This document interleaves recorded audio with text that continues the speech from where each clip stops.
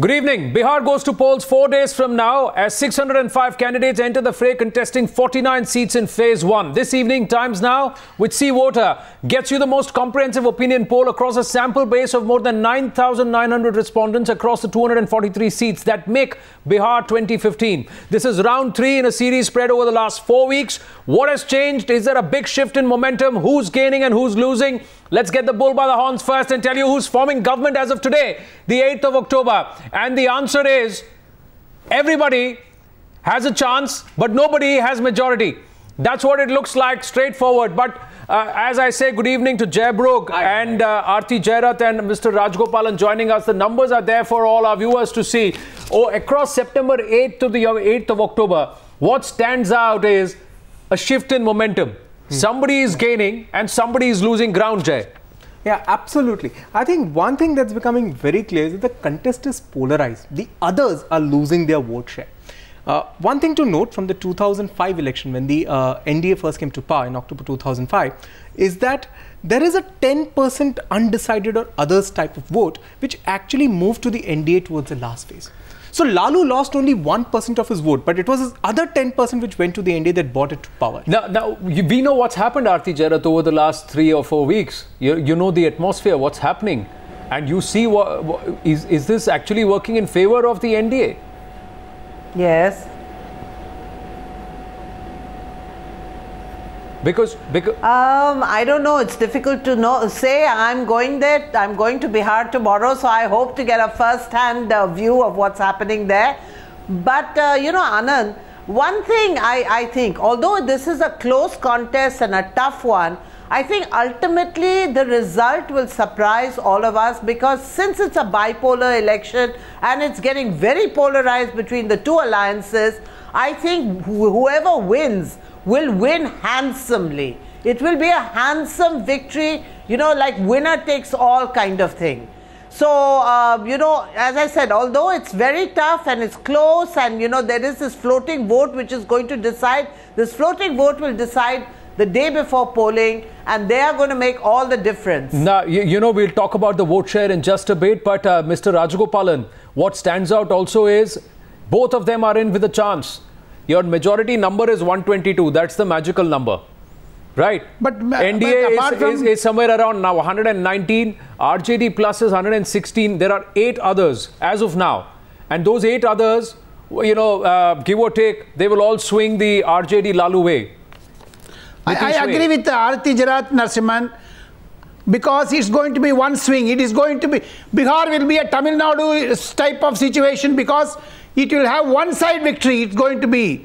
It is for Mr. Narendra Modi, because that reception what he is getting from the public and that interaction with public. Apart from that, that UPA campaign is going disarray. There is no 3 persons. Even Sonia Gandhi is not seen with Lalu Yadav. Lalu Yadav is not seen with Nitish Kumar. I love the optimism, Mr. Rajgopalan. I love the optimism. These are all certain pictures which is coming out now. Paint a story which is similar to 2013 Delhi, where everybody is in with a chance and nobody forms the government. Is that the case, or will the NDA lose out on the chance because somebody else will just marginally edge them out? If we look at the vote share, we try and call up the vote share graphics, and that's what Aarti Jairat and Jay Brooke have been talking. It's also very neck and neck. When we talk about the vote share, and Jay, if we look at it, it is very neck and neck. 43% for the NDA alliance, 41% for the RJD. Yeah. A shift over the last 4 weeks. Yeah. But with the NDA, if you were to see, they're pretty consistent from the last time around. Round 2 and round 3, yeah. NDA is at 43%. There are just 2 catches here, 2 caveats. One is in the last assembly election in 2010, about 24 seats were decided by 2% of the margin.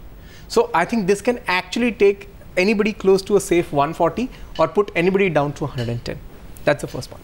The second point but the tailwind, what is happening now, Narasimhan, it is going to be in the favor of UPA, not in UPA, but in the NDA side. There's just one clincher. The swing is more. So there's just one clincher there.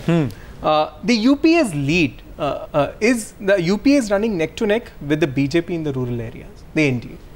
It's in the urban areas that the sweep for the NDA is huge, and that's giving it this 2% lead.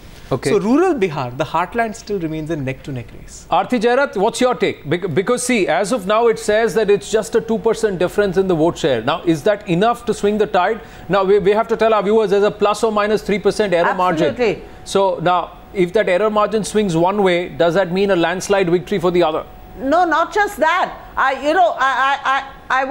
want to know what is your percentage of undecided and what is your percentage of others, because that others number is going to shrink considerably as we head towards polling Others day. is 16%. It's a bipolar contest. Everybody else will be just swept out.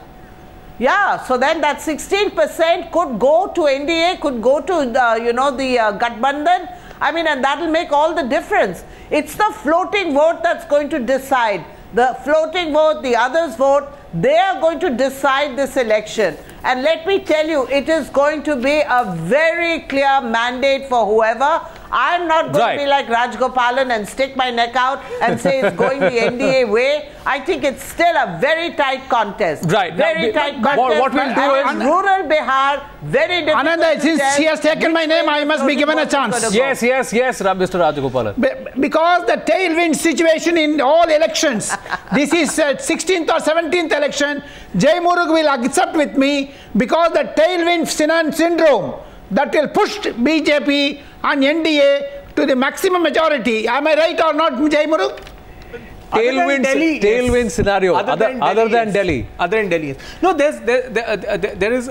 there are two parallels to this. In 2003, in the Rajasthan Assembly election, every poll until the exit poll actually gave Ashok Gehlot a slender lead. It was only the exit poll which brought Vasundhara slightly ahead, and the final results really gave her a comfortable majority. So this does happen sometimes. We shall give it to Mr. Rajgopalan. So there seems, the numbers show there is a shift. There is a bit of a swing and a shift in momentum in favor of the NDA, but the margin and the lead is very slender. Now, Aarti, Mr. Rajgopalan and Jay, we put out 5 other questions. We'll put out 4 of them right now. The last question, we'll take it in just a bit. Now, the questions that we've looked at is, which of the following is the biggest issue for you? And the significant change from round 2 to round 3 is that electricity takes the number 2 position. We're putting it on the bottom of the screen right now. And what takes precedence is jobs. It's gone up to about 18%. The issue with is jobs. So employment is the bigger issue in terms of that question, which is the biggest burning issue. Education, electricity and price rise then have slid down the order in terms of the pecking order. The next question is, which party can solve this problem or issue in a better manner? So the biggest concern is jobs, and the choice is the NDA. 45%, close to 45% say it's the NDA, 39% say it is the Nitish Lalu alliance, the RJD alliance. That's what it is. Question number 3, taking the third question too. Are you angry with the following? Do you want to change them immediately? State government, 57.6%.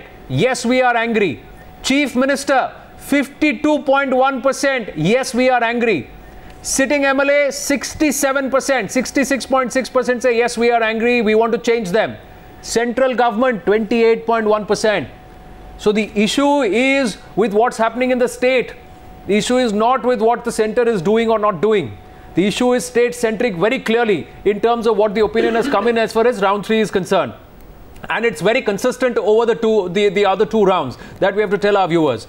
And the fourth question, now here's the contradiction of sorts, because if you're upset with the state government and if you're upset with the chief minister, Nitish Kumar still emerges as the most popular choice for chief minister of Bihar.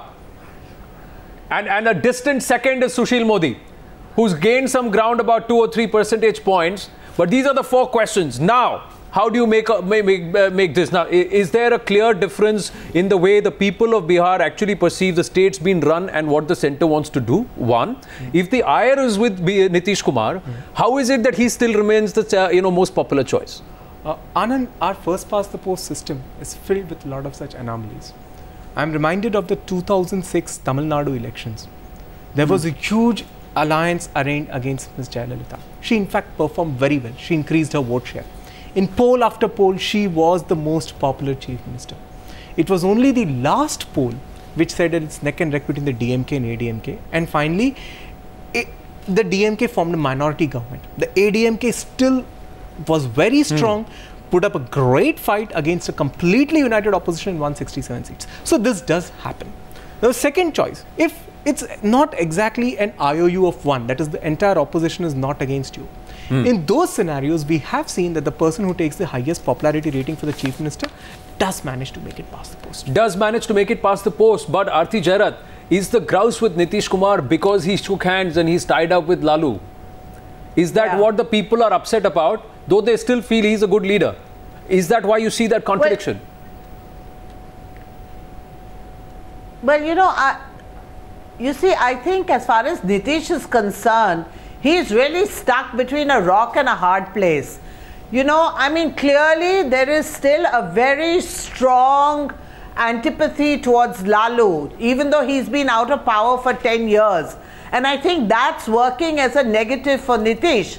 At the same time, Nitish does not have a core vote base like Lalu does. Lalu has a loyal vote base from the Yadavs. Nitish does not have that kind of a loyal vote base. Even if the Kurmis go with him, his own caste, it's a very small number. So if he did not tie up with Lalu, as you saw in the Lok Sabha elections, Nitish was the worst sufferer of that fractured, kind of opposition. So I think, he was really caught. But, Anand, I find the figures very strange. Look, if the people are so upset with the state government, if they're so angry with the chief minister, if they feel that the NDA is better placed to provide them jobs, which is their main worry, then the NDA should be doing very well in these elections. So why are the polls showing such a neck-and-neck fight between the NDA and the Gathbandhan? Correct. I can't understand this. True. And Mr. Rajagopalan, is that the message the people are sending? In favor of the NDA. Are they telling the BJP and the JDU that we want you to run the government together?